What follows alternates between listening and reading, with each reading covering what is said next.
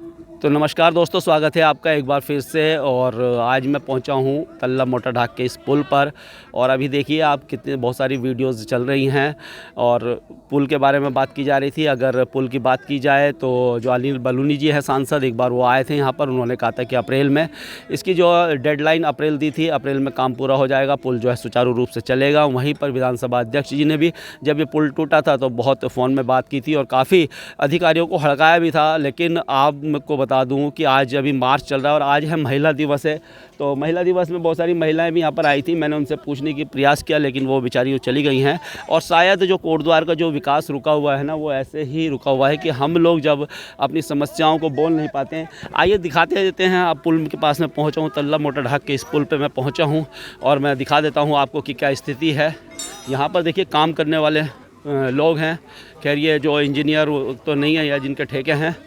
तो क्या लग रहा है भाई साहब, कब तक बन जाएगा ये? हाँ भाई साहब, ऑफिस में साहब। अच्छा वैसे क्या लग रहा है आपको, क्या लग रहा है?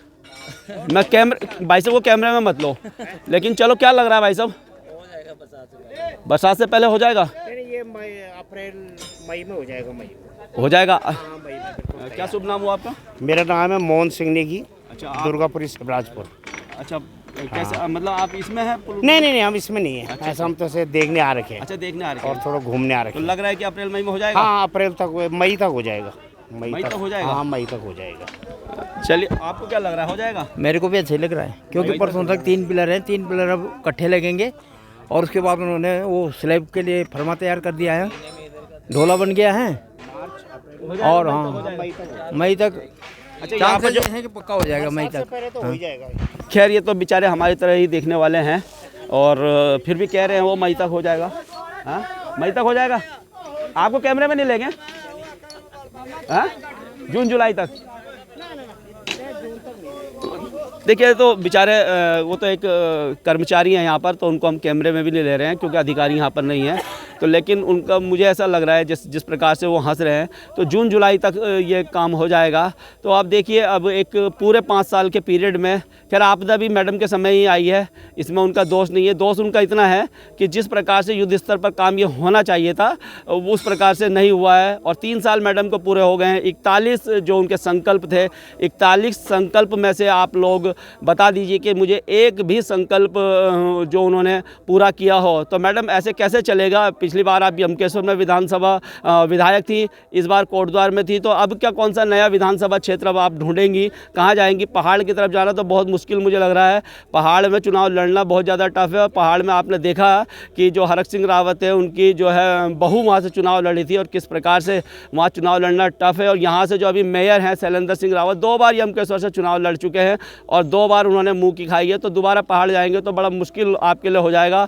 और आपको काम कोटद्वार में रह के आपको काम करना चाहिए था। आप उस प्रकार से देखिए काम नहीं किए हैं आपने जैसे आपको करना चाहिए था। और आपकी जो जीत है वो जीत मैं बताऊं दो कारणों से हुई है। तो एक तो जो योगी आदित्यनाथ जी यहाँ पर आए थे, उन्होंने पूरे समीकरण बदले थे। और उसके बाद जो महिला जो वोट बैंक है वो आपको बहुत अच्छा मिला था। और कुछ ना कुछ लोगों के अंदर ये भी थी कि यार जो भुवन चंद खंडूरी हैं उनका उस समय उन्होंने नारा दिया था जी खंडूरी हैं जरूरी। तो एक वो टीस भी लोगों के अंदर थी कि चलिए खंडूरी जी की हार का बदला अब ले लें। खंडूरी जी को हम जो जीत नहीं दिला पाए, खंडूरी जी बहुत अच्छे व्यक्ति हैं और बहुत अच्छे मुख्यमंत्री भी खंडूरी जी रहे हैं, उनके काम को आज भी सराहा जाता है। लेकिन आपके 3 साल के कार्यकाल को अभी तक जनता जो है उस प्रकार से नहीं सराह रही है जिस प्रकार से सराहना चाहिए था, जिस प्रकार से आपको करना चाहिए था। अगर कोटद्वार की समस्याओं की बात की जाए तो चलिए आपदा में टूटा है और इस पर भी बहुत सारा समय आपने लगाया है। लेकिन अगर बात करें समस्याओं की तो कोटद्वार का बेस्ट हॉस्पिटल आज भी रेफर सेंटर बनकर रह गया। इन 3 सालों में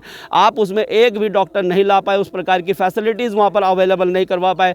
लालढंग चिल्लरखाल मार्ग जो कि एक बहुत महत्वपूर्ण मार्ग है और बरसों से उसकी मांग है, अभी तो आपकी ट्रिपल और सारी सरकारें आपकी हैं, चाहे मेयर हो गया, चाहे विधायक है, चाहे सांसद है, चाहे मुख्यमंत्री हैं, सभी कुछ आपके हैं। और अगर ये लालढंग चिल्लरखाल मार्ग अभी नहीं बनेगा तो ये मुझे लग रहा है कि ज़िंदगी में कभी नहीं बन सकता। और इसके कारण आपको बताऊँ हूँ कि हरिद्वार जाने के लिए हमें बहुत सुगम रास्ता मिल सकता है। हरिद्वार और देहरादून के लिए जो बच्चे पढ़ने के लिए जाते हैं या जो वहाँ पर इलाज करवाने के लिए जाते हैं उनको बहुत सारी सुविधाएं मिलेंगी। कोटद्वार के लोगों को रोजगार वहाँ पर उपलब्ध होगा अगर वो मार्ग खुलता है। उसी प्रकार से हम बात करें मोटर नगर बस अड्डा जो कि गड्ढा बन के रह गया है, वो मामला कोर्ट में लंबित है। अगर उस पर आप काम कर सकते हैं, सरकारें जैसे आपकी है, कोर्ट में क्यों नहीं उसकी अच्छे से आप लोग पैरवी करते हैं, वो एक समस्या है। कोटद्वार की बात की जाए तो कोटद्वार में पहले एक लखनऊ के लिए ट्रेन चला करती थी। रेलवे स्टेशन की बात की जाए तो वो ट्रेन भी आपने बंद करवा दी है। एक जो बड़ी जो ट्रेन है वो नजीबाबाद में, उसका वंदे भारत शायद ट्रेन है, वो उसका स्टॉपेज वहाँ पर करवाया है, लेकिन कब रात को वहाँ पर वंदे भारत के लिए बंदा जाएगा, कब क्या होगा।